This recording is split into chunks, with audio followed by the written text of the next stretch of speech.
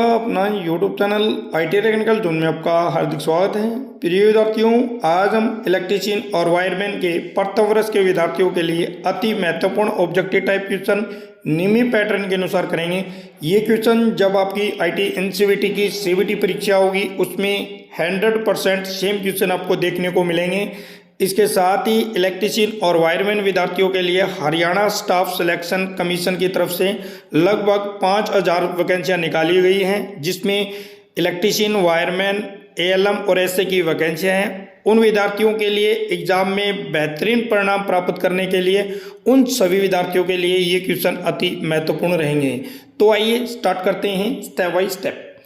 Question number first, what is the name of the safety sign? इस सुरक्षा चिन्ह का नाम क्या है? तो राइट आंसर रहेगा डी, इंफॉर्मेशन साइन यानी सूचनात्मक चिन्ह। तो आइए करते हैं second question, what is smothering in extinguishing of fire? यानी जो फायर एक्सटिंग्विशर है ये क्या होता है? फायर एक्सटिंग्विशर का प्रयोग आग को बुझाने के लिए किया जाता है। तो राइट आंसर रहेगा इसका डी, अग्नि को ऑक्सीजन की आपूर्ति से अलग करना। जहाँ भी आग लगी हुई होती है वहाँ पे फायर एक्सटिंग्विशर का हम प्रयोग जब करते हैं तो वहाँ पे आग और जो ऑक्सीजन जो होती है उसको हमेशा ऑक्सीजन को फायर एक्सटिंग्विशर वहाँ से ख़त्म कर देता है। तो राइट आंसर रहेगा डी। क्वेश्चन नंबर 3 करेंगे, निम्न में से भौतिक हानि क्या है? तो राइट आंसर रहेगा इसका बी, यानी जो भौतिक जो हानि जो होती है हमेशा वो कंपन यानी वाइब्रेशन से होती है। क्वेश्चन नंबर 4 करेंगे, निम्न में से अग्निरोधक को उपयोग करने का सही क्रम क्या है? अग्निरोधक क्या होता है? फायर एक्सटिंग्विशर होता है। ठीक है, जब हम फायर एक्सटिंग्विशर का प्रयोग करते हैं तो उसको यूज करने के 4 स्टेप यहाँ पे बताए गए हैं। तो राइट आंसर क्या रहेगा? ए रहेगा, क्योंकि जब हम उसके ऊपर एक पिन लगी होती है उसको हम खींचते हैं, फिर निशाना लगाते हैं जहाँ भी आग लगी हुई होती है, उसके ऊपर एक लीवर होता है उसको दबाना होता है, फिर उसको घुमाना होता है। तो राइट आंसर क्या रहेगा? ए। तो आइए अब करते हैं क्वेश्चन नंबर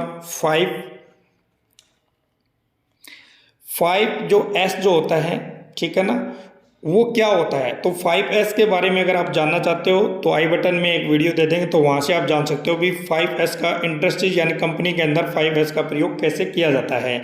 यहाँ पे ये पूछ रहा है कि 5S संकल्पन में निम्न में से कौन सा चरण जो कि स्टैंडर्डाइजेशन को इंगित करता है?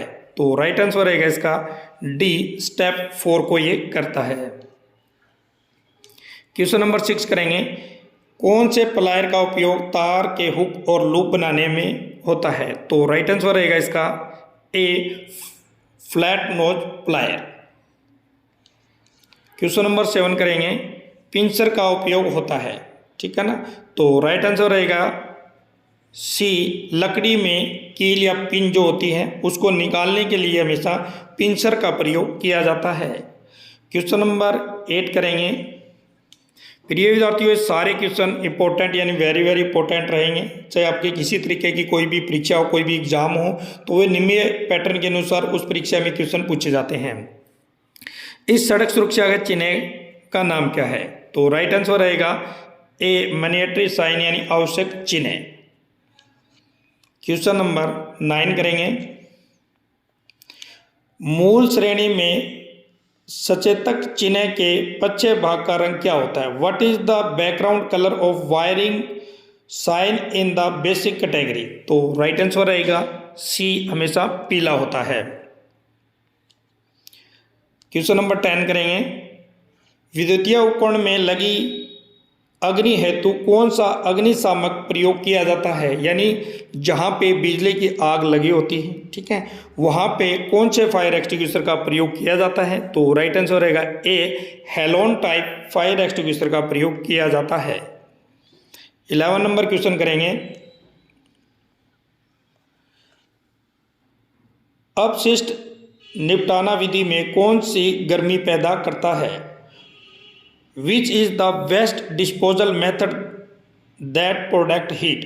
ठीक है ना, वेस्ट कोई भी मटेरियल जो होता है, ठीक है ना, अगर वहाँ पे उसको जब हम जलाते हैं तो जो गर्मी पैदा किससे होती है? तो वेस्ट मटेरियल से होती है। तो राइट आंसर रहेगा इसका सी, भस्मीकरण।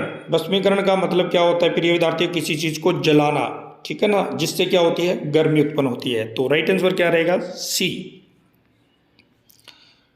12 नंबर क्वेश्चन करेंगे, धुएं से सुरक्षा के लिए किस व्यक्तिगत सुरक्षा उपकरण का उपयोग किया जाता है। तो राइट आंसर रहेगा डी, नाक कवच, यानी नोज के ऊपर हम मास्क लगाते हैं जहां पे धुआं ज़्यादा होता है। तो राइट आंसर क्या रहेगा, डी। 30 नंबर क्वेश्चन करेंगे, वेरी वेरी इंपॉर्टेंट क्वेश्चन रहेगा, what is the full form of BIS, ठीक है ना। तो राइट आंसर रहेगा इसका B, Bureau of Indian Standard. Question number 14 करते हैं, भारी भार उठाने और स्थानांतरण करने के लिए किस पद्धति का उपयोग किया जाता है। तो ऑप्शन देख लेते हैं। तो देखिए यहाँ पे राइट आंसर रहेगा बी, क्रेन और सीलिंग का प्रयोग करते हैं। कोई भी भारी सामान अगर हमें उठाना होता है तो हम क्या काम करेंगे, क्रेन और सीलिंग का उपयोग किया जाता है। 15 नंबर क्वेश्चन करेंगे, आग को बुझाने में स्टार्विंग क्या है। तो राइट आंसर रहेगा इसका सी, जल का उपयोग करके तापमान को कम करना, ठीक है ना। तो जहाँ भी आग जो लगी होती है, ठीक है ना, उसके तापमान को किससे कम किया जा सकता है, वाटर से यानी जल से किया जा सकता है। तो राइट आंसर रहेगा C. What is the name of PPE। तो राइट आंसर क्या रहेगा, ये जो डायग्राम दिखाई दे रहे हैं, तो राइट आंसर रहेगा ये हैंड स्क्रीन है। तो हैंड स्क्रीन कहाँ पे प्रयोग की जाती है, ये हमेशा जब हम वेल्डिंग करते हैं तो वहाँ पे हैंड स्क्रीन का प्रयोग किया जाता है। 70 नंबर क्वेश्चन करें, अपशिष्ट निपटाना विधि कौन सी है जो बहुत सारी ऊर्जा बचाती है। तो राइट आंसर रहेगा रिसाइकलिंग, तो बी आंसर रहेगा। 80 नंबर क्वेश्चन करेंगे, किस प्रकार की कृत्रिम श्वसन विधि का उपयोग उस पीड़ित के लिए करते हैं जिसकी छाती और पेट में चोट हो। तो राइट आंसर रहेगा डी, नेशनल की भुजा ऊपर और पीछे दबाव विधि। तो राइट आंसर रहेगा डी। 19 नंबर क्वेश्चन करेंगे, किस प्रकार के व्यावसायिक स्वास्थ्य खतरों के कारण संक्रमण हो सकता है। तो राइट आंसर रहेगा बी, बायोलॉजी यानी जैविक नुकसान के कारण। जैविक जो खाद जो होती हैं तो वो अधिक अगर हम प्रयोग करते हैं तो स्वास्थ्य के लिए क्या होती है, हानिकारक होती है। 20 नंबर क्वेश्चन करेंगे, वेरी वेरी इंपॉर्टेंट क्वेश्चन रहेगा, what is the use of the tool. इस टूल का आपको नाम बताना है। तो ये क्या है, आपका पिंचर है, ठीक है ना, इस तरह का होता है। तो राइट आंसर क्या रहेगा सी, लकड़ी से कील को निकालने के लिए हमेशा पिंचर का प्रयोग किया जाता है। तो राइट आंसर रहेगा सी।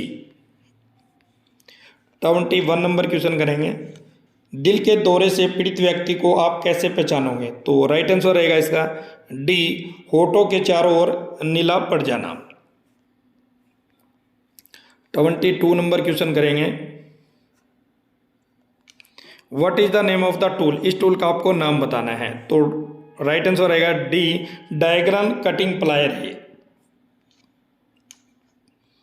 23 नंबर क्वेश्चन करेंगे, what is the name of the safety sign, ठीक है ना। तो ये जो साइन है किस चीज का है। तो राइट आंसर क्या रहेगा, information sign, D. Question number करेंगे 24, पीड़ित के रक्त के बहाव को रोकने के लिए क्या प्राथमिक चिकित्सा उपलब्ध कराई जाती है। तो राइट आंसर क्या रहेगा, डी रहेगा, चोट लगे हुए भाग को दबाना, यानी उसके ऊपर जो अभी चोट लगी हुई है उसको उस भाग को दबाना जरूरी होता है जहाँ पे उसका ब्लड यानी खून बह रहा है। तो राइट आंसर क्या रहेगा इसका डी। 25 नंबर क्वेश्चन करेंगे, पीड़ित को बचाने हेतु क्या तत्कालीन कदम उठाना चाहिए यदि वह अभी विद्युतीय शक्ति स्रोत के संपर्क में है। देखिए कहीं भी करंट लग जाता है तो हम क्या करते हैं, जहाँ से बिजली जो आ रही है उसको हम ऑफ करेंगे यानी बंद करेंगे। तो राइट आंसर क्या रहेगा डी, संयोजकों को अलग करने की शक्ति आपूर्ति को बंद करना, यानी जो पावर सप्लाई है वहाँ से हम उसको कट कर देंगे। राइट। नेक्स्ट क्वेश्चन करेंगे 26 नंबर, इस संचेतक चिन्ह का नाम क्या है। तो देखिए राइट आंसर रहेगा इसका डी, पैदल क्रॉसिंग है ये। आपने देखा होगा सड़क के ऊपर कई बार ये ऐसा बना हुआ होता है, उसको हम क्या बोलते हैं, पैदल क्रॉसिंग। 27 नंबर करें, यदि पीड़ित को सिर में चोट लगी है और वह मर रहा है तो उसके लिए स्वर्णिम घंटा कौन सा होगा, यानी उसका जीवन काल जो पीरियड जो है वो कौन सा होगा। तो राइट आंसर रहेगा उसका बी, पहले के 30 मिनट। स्टार्टिंग की अगर किसी के चोट अगर सिर में लगी हुई है तो 30 मिनट तक हमें उसको फर्स्ट एड या फिर हॉस्पिटल जो पहुंचाने की जो क्रिया जो होती है वो सबसे बेस्ट होती है। तो स्टार्टिंग के फर्स्ट 30 मिनट। 28 नंबर क्वेश्चन करेंगे, पीड़ित की कौन सी स्थिति में कोमा कहा जाता है। तो सिंपल सी बात है, जब हम किसी भी व्यक्ति पे चोट लगी हुई है, ठीक है, जब हम उसको आवाज़ लगाते हैं तो वो नहीं बोलता है, तो इस स्थिति में हम क्या कहते हैं कि वह कोमा में चला गया है। तो राइट आंसर क्या रहेगा, डी। तो प्रिय विद्यार्थियों 28 क्वेश्चन हमने स्टेप बाय स्टेप कर लिए हैं इलेक्ट्रीशियन और वायरमैन विद्यार्थियों के लिए। फिर भी इस टॉपिक से संबंधित अगर आपका कोई क्वेश्चन है तो मुझे अवश्य कमेंट कर सकते हो और इस वीडियो को अपने दोस्तों के साथ शेयर कर दें। फिर मिलता हूँ एक नई वीडियो एक नए टॉपिक है, तब तक आपको जय हिंद, जय भारत, वंदे मातरम।